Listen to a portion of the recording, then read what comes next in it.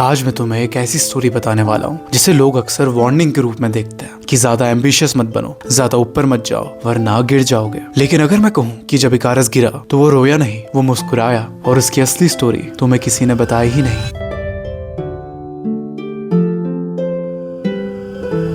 लेकिन इस कहानी को समझने के लिए हमें जाना पड़ेगा 2500 साल पीछे। एंशिएंट ग्रीस में रहता था एक जीनियस इन्वेंटर डेइडालस।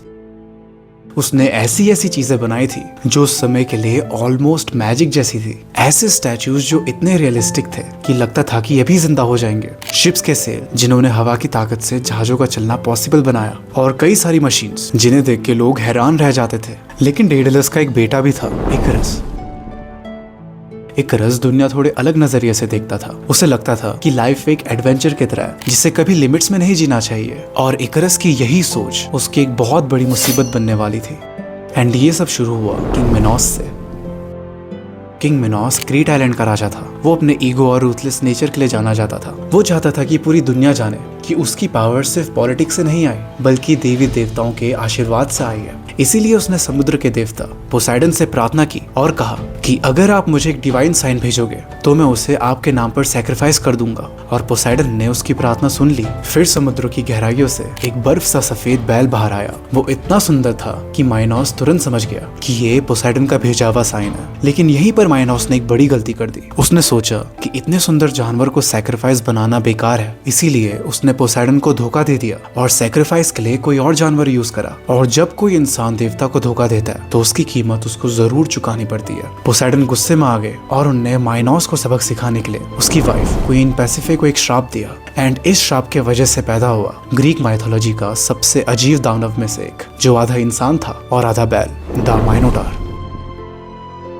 माइनोटार इतना डेंजरस था कि उसको कंट्रोल करना ऑलमोस्ट इम्पॉसिबल हो गया था। इसीलिए किंग माइनोस ने डेइडालस को बुलाया, उससे एक ऐसी भूल भुलैया बनाने को कहा जिससे कोई भी बाहर ना निकल सके। और इसी तरह बनी द लैबिरिंथ, एक ऐसा मेज जिसमें जो अंदर गया वो कभी वापस नहीं आ पाया। डेइडालस को लगा कि इतना बड़ा काम करने के बाद उसे एक रिवॉर्ड मिलेगा, लेकिन हुआ बिल्कुल उल्टा। किंग माइनोस ने डेइडालस और उसके बेटे इकारस को एक ऊंचे टावर पे कैद कर दिया ताकि वो कभी भी लैबिरिंथ और माइनोटार का सीक्रेट दुनिया को ना बता सके। और इसी टावर में इकारस ने अपनी जिंदगी का काफी वक्त कैद में गुजारा। टावर से एस्केप करना ऑलमोस्ट इम्पॉसिबल था, लेकिन डेइडालस भी एक नॉर्मल इंसान नहीं था। उसने सोचा अगर जमीन और समंदर से भागना इम्पॉसिबल है तो सिर्फ एक रास्ता बचता है, आसमान। उसने चिड़िया के पंख कलेक्ट करना शुरू करा, उन्हें एक फ्रेम पर अरेंज किया और वैक्स से जोड़ दिया। दिन बीत गए और धीरे धीरे दो बड़े पंख तैयार हुए, एक डेइडालस के लिए और एक इकारस के लिए। उड़ने से पहले डेइडालस ने इकारस को बुलाया और उससे कहा कि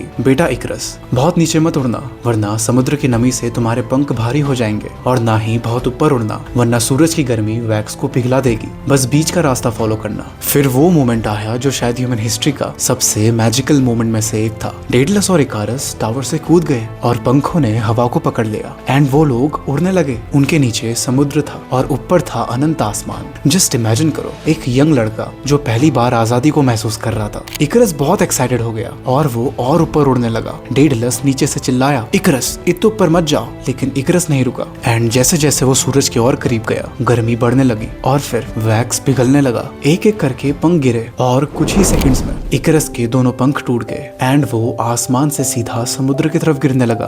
तब से लोग इस कहानी को एक वार्निंग के रूप में सुनते हैं, ज्यादा एम्बिशियस मत बनो, लिमिट्स फॉलो करो। लेकिन शायद इस कहानी का मतलब कुछ और ही है। जब इकारस समुद्र की तरफ गिर रहा था तो उसके चेहरे पे डर नहीं था, वो मुस्कुरा रहा था। उसे पता था कि it is better to live a life of soaring attempts than to die with the regret of never having flown at all. उसने वो देखा था जो जमीन पे खड़े लोग कभी नहीं देख पाए। एंड आज सबको पहली वार्निंग याद है कि ज्यादा ऊपर मत जाओ वरना गिर जाओगे। पर क्या होता अगर हम दूसरी वार्निंग याद रखें कि हमेशा कंफर्ट जोन में रहना, कभी ऊंचा उड़ने की सोचना ही नहीं, वो आजादी की हवा को अपने चेहरे पे कभी महसूस ही ना कर पाना। और यही थी इकारस की कहानी। चैनल को सब्सक्राइब करना मत भूलना ऐसे ही लाइफ चेंजिंग लेसन्स के लिए। And I will see you again in the next video. Bye bye and thanks for watching.